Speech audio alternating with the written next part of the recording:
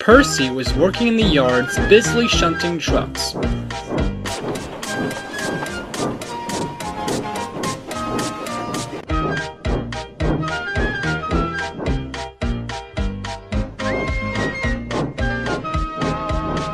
As Percy was shunting some empty trucks into the goods shed, the trucks hit the buffers at the end of the shed. The noise made Diesel jump slightly. "Keep that up and you'll have an accident as always," he said. "What do you mean? I haven't had an accident in a while," Percy replied. "You'll be back to having more accidents than you have over the years," said Diesel. "You won't feel like a really useful engine anymore. Your worthy Top will send you away for sure. And then you'll be taken to a heritage railway with little to no visitors coming and going." Percy felt dismayed at hearing this, so he said nothing as he left the yards to collect some stone from the quarry. "I am a useful engine," Percy said to himself. "Diesel doesn't seem to notice as all he does is sulk and complain."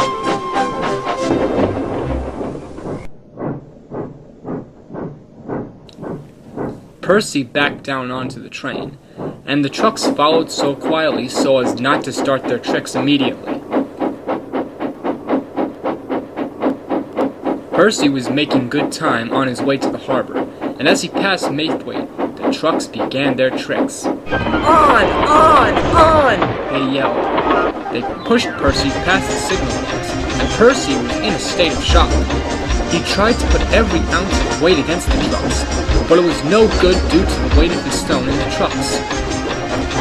James was coming down the line from the dairy with cattle trucks for market, and Percy was coming straight towards him. "Gah!" cried James. A quick-thinking signalman switched the points for Percy to run past James. James stopped in time. Percy shut his eyes tight.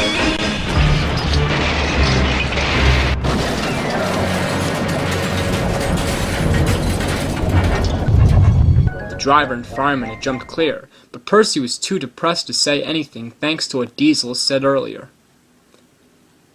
Toby cleared away the unhurt trucks to take to the harbor, and Bear took Percy to the works to be repaired. When he was mended, Percy was to take the mail for the rest of the week, just to put him on the safe side of things. But he now felt as if he had no confidence in himself. Near a part of the line, there was a canal, and it was about to burst its banks due to a heavy rainstorm the day before Percy came back to work. Just as Percy was puffing towards the canal, he could see that the banks had just burst, and the people on a canal boat were in a lot of trouble. "Stop! Stop!" yelled Percy. His driver stopped the train. "What is it, Percy?" asked the fireman. "Look at the canal!" Percy cried. "Jumpin' Jiminy Christmas!" said the driver. "Quick, Peter, find me a very long rope. This is urgent."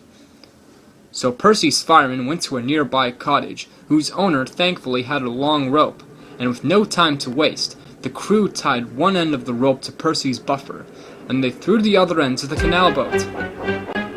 Percy held on tight with all of his strength, and as the water was lower and less choppy, Percy pulled the boat towards dry land.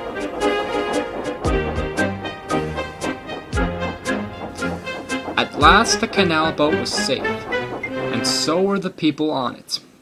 The people thanked Percy's crew for the brave act they had done. "There's no need to thank us," said the driver. "You have to thank Percy. If it wasn't for him, we wouldn't have saved you in the first place." "You're quite right," said one of the people. "If there's anything that could be said about Percy, it's that he's a really useful engine."